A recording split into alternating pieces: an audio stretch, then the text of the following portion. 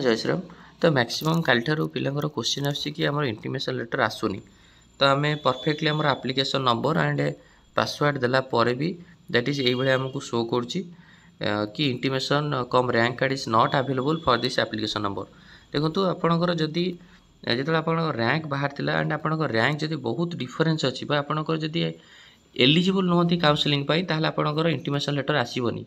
Intimation letter से मानकर आसो जो मैंने काउंसलिंग एलिजिबल बा जो मानकर गोटे भल रैंक अच्छी जो मानकर लो रैंक अच्छी एंड भल रैंक अच्छी एंड से पाइबार पॉसिबिलिटी अच्छी तो से इंटीमेशन लेटर आसो।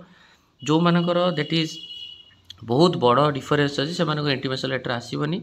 तो जो मानकर इंटीमेशन लेटर आसुनी आपण मैंने ये भावतु कि आपण मैंने काउंसलिंग रे पार्टिसिपेट करें ना।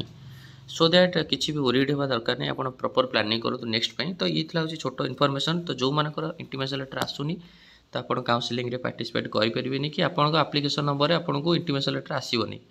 जो मानकर इंटीमेशन लेटर आसी सारी से दैट इज जो डेट्रे हो एंड जो टाइम हो say that is counselling office रे पहुँचबार अच्छी एंड जो लोकेशन पहुँचे अच्छे आप जाकि काउंसलिंग करूँ।